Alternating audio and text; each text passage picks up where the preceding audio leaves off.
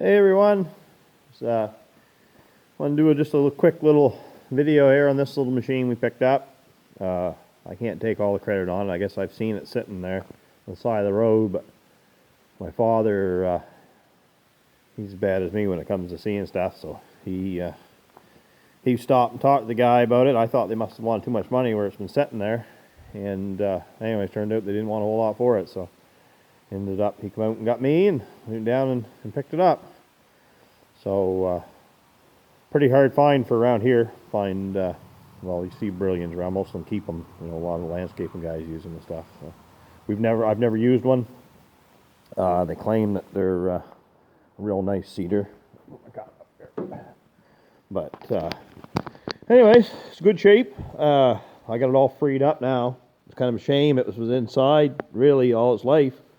And then they needed room for storage, so they wanted to use the barns for doing winter storage. So they pulled it outside and cellophane wrap the top of it up.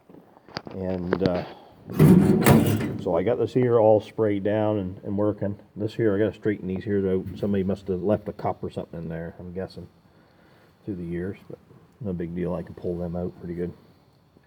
Get them straight. But I got these grass cover things here, they belong in there.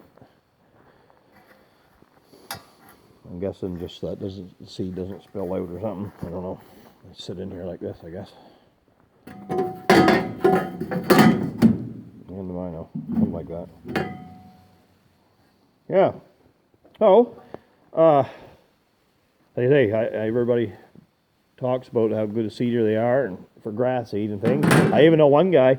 He's got a grain drill like my International over there, and he's never used the grass box on it. They plant oats with it, but then they pull a brillion behind it, one just like this, and that's how they always put the grass seed in. So the chain isn't even hooked up on the grass box, the grain drill. They always use the brillion for seeding, and then of course it's rolled behind it, right? So may try something like that. I'm not really sure exactly, you know, what I'm going to do with it, to be honest with you, but I'm going to try it out. Got some seeding like to do with it and things. This is about the one that you got to pull the wheels off. Now, a friend of mine, he had one like this. He's got a new one with the wheel kits on it, hydraulic lift. And he said for years they ran these, and they just had some blocks cut with wedges on them, and then they drove up onto it, and then they always just took the blocks with them and put the wheels on. He said it's really not that bad. So got a little bit of straightening up, do little tiny things. I'm going to straighten, just pound this out. I don't know what happened there. Same with that corner. Just little things. But pretty nice shape though. I mean, it's an old one. Asked the fellow there, and he kind of thought that maybe, well, I'll tell you, it was Mac Farms. Scott asked him, and they kind of thought maybe the 60s, 70s. Not sure. Sounds about right, probably. This farm would have bought it new, the local farm here. And I mean, they haven't farmed for a long time, so probably early mid-90s they stopped. But I don't mean, anybody around here never really seeded a whole lot of ground. You know, somebody did 5 or 10 acres of a lot of ground a year. So yeah, so I got everything all freed up. Anxious to try it out. Like I say, I got a few little things I like to do to it. She's not clangy thing, of course it is with these things rattling around, right?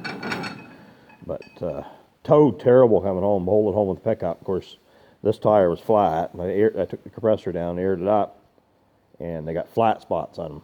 So you know what that'd be like, just hopping the whole way, and basically 10 mile an hour. But I just pulled it with the pickup. Should have took the tractor down, to be honest with you. It would have been a little easier and a lot less jerking and pulling around. But yeah, but pretty cool we found it. They say I've been watching it sit there. It was right in plain sight, and no one's bought it, I guess.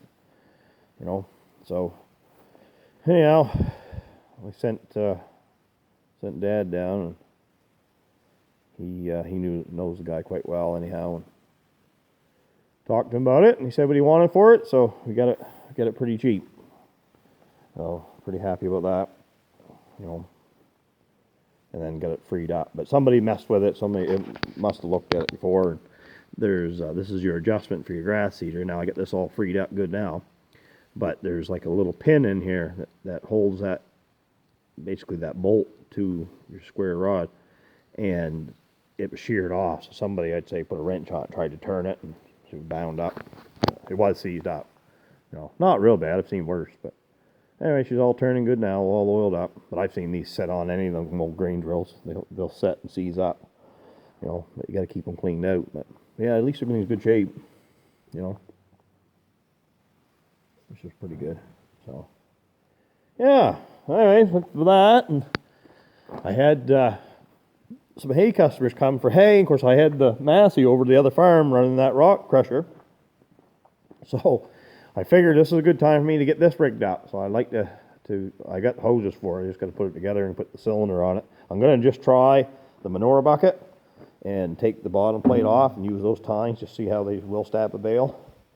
And if not, then I'll build a actual bale spear for it. But I'm going to try that first and see how it works. So anyways, we'll talk at you later.